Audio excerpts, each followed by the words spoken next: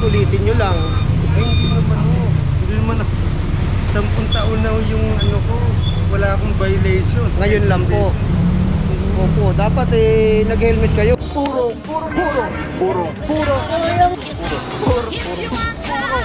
Pagmamahal. Purong pagmamahal.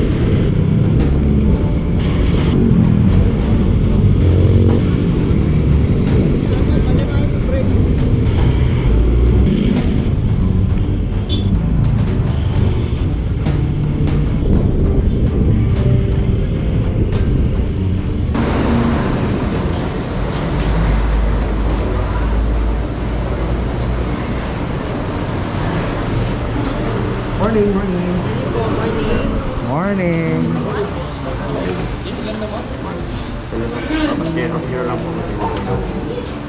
Ang ano kasi namin, napag-usapan namin ni Kai, si Chief of Staff. Ryan. Ito po yung Ryan. Nakapaloob sige sa mabuhay din. Pasok siya ron. What is up guys? Papa Paugi, purong pagmamahal. Yung Sud Quezon, natin puting Mayora, Mayor Joy Belmonte, Vice Mayor Gian Soto, tuloy-tuloy ang pagbabago, TTMD, di kasi pagaling, Sir Dexter Cardenas, together with MMD Seated 1, Boss Rick Asierto, ang puro si Benitez, clearing operation dito po sa Barangay Kaunlaran. Clearing operation with regards to illegally parked vehicles. OIC for today, TTMD, Officer Pantaleon, at sa MMDA Seated 1, si Officer De Guzman. Para mga puro currently, dito tayo sa Mabuhay Lane. Well coordinated yung kakandak ng clearing operation. Kasama po natin yung Barangay Kaunlaran, mga personnel. At ayan, mga ambon, dito na yata mag-start. Araw natin mga puro Monday, March 17, 2025.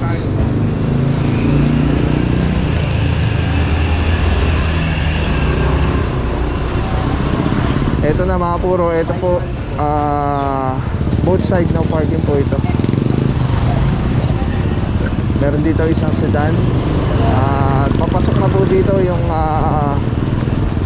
tow trucks na kasama natin. At kailangan lang natin sumilong dahil ito na, umuulan. Meron din dito motorsiklo, dalawa. Ayan.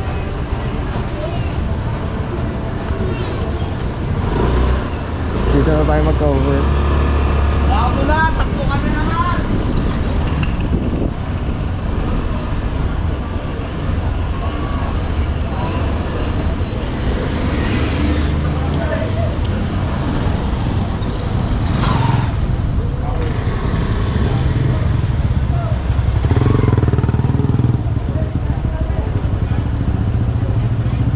Okay mga puro, inaorasan na to. Napicture na, ayan, binibideo na rin. At antayin lang po yung mga tropa. So far, ito lang isa. Isang sedan, isang motor. Tapos yung dito mga hindi pa nag-aalisan. Pero may mga driver po yan. Pag na-post yan po yan, matitikilan po yun.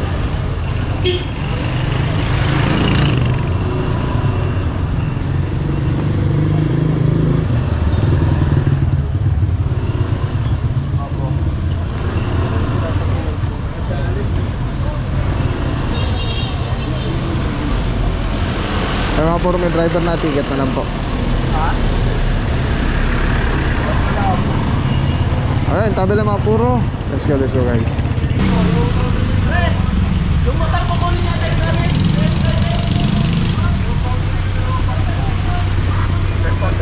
Hindi ko lang kayong helmet, sir. Nandiyan natin lang. Wala po sa batas yung pag malapit lang, pwede po kayong walang helmet. Kaya nga, nag-ooperate po kami. Nag-ooperate po kami. Hindi, uwi ako. May driver's license po? Opo. Patingin na lang po ng driver's license.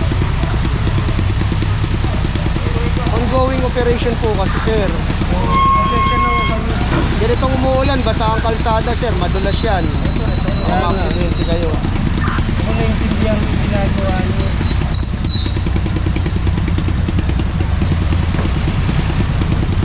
Ayun, lapog lang ng mata ko.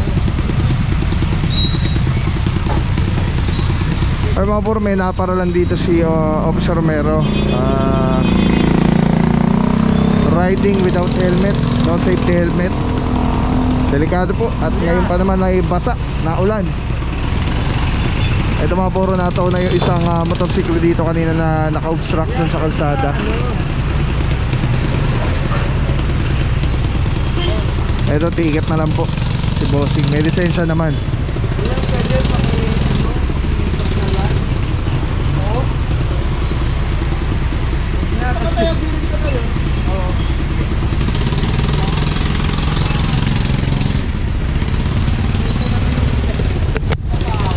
Boss, ingat!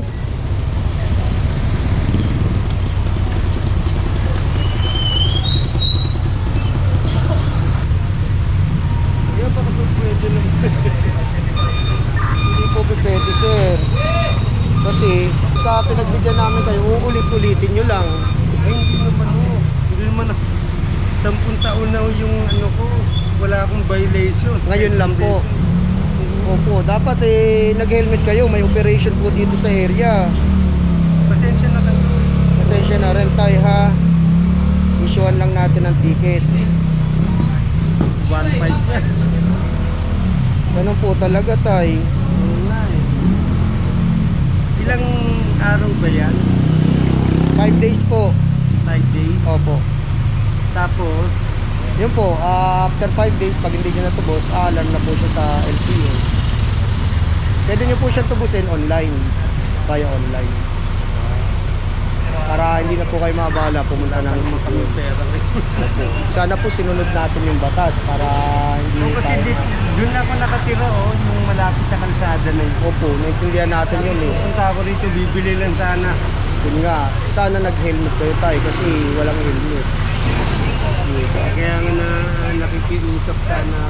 Opo, kaya lang kasi tayo, maganda yung pakiusap mo. Kaya lang kasi may mga tinikitan din kami sa area na walang helmet.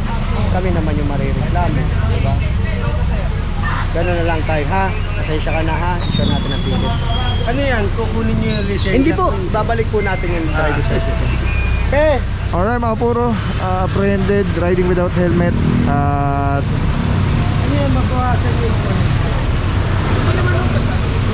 ticket na lang po, kaya lang masakit-sakit yan, 1.5 din po yun. Alright, let's go guys, proceed po tayo. Tingnan natin kung ano yung mga inihila pa dun sa mga ruta natin today. Let's go. Para sa update ng ating mga kalsada, please like and share and follow Traffic and Transport Management Department page.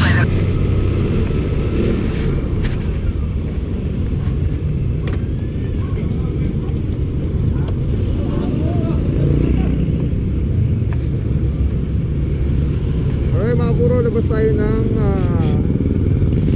from C. Benitez. Dito tayo sa, eto maraming jeep po dito.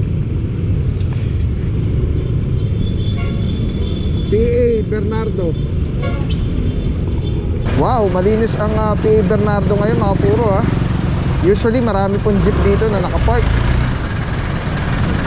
Ayan, kasama rin pala natin ang tropa ng TRD, Officer De La Cruz, ang team leader natin dyan. Kaya namamarap po sila ng mga possible colorum na mga tricycle. Ito pala, mayroong isa dito na naabutan. Ito, inorasan na yata ito. Isang pampasayarong jeep. Tapos pasok tayo ng Cristobal. May driver. Hindi. Naghihintay na yata ito na umalis yung tropa para makadaan siya.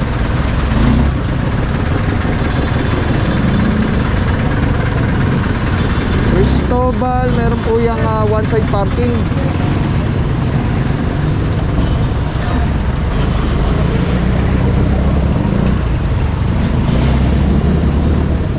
Alright, one side parking kanan, kaliwa bawal. Ito, malinis na. Natuto na ang mga residente dito. Pero lang isa dito, isang L300. Inaorasan na po ng towing. Ang linis. Ito, may isa pa dito, isang taxi.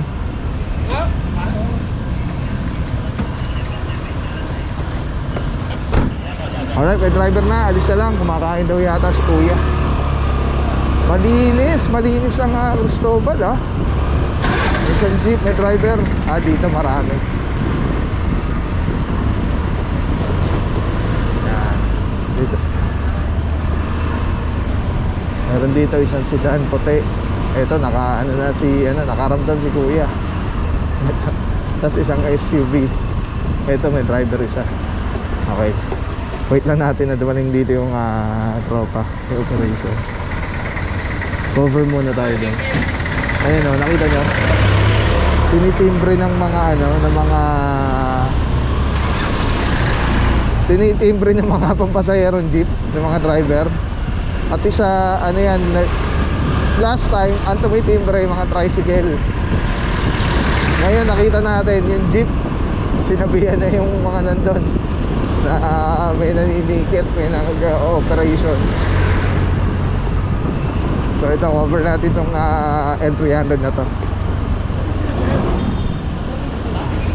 Sa dami ng sakit ngayon, importanteng protektado tayo at ang ating pamilya. Andito ako para i-share sa inyo ang Ozonizer 2C. Safe na ozone air purifier. 100 square meters ang kaya nitong protektahan sa ating tahanan. Kung mahal nyo ang inyong pamilya, mas mahal magkasakit. Prevention is better than cure. If you want to know more, visit Facebook page Super Oxygen or call 0917-755-0889. Okay, palagi. God bless you. Purong pagmamahal. Thank you so much. God bless.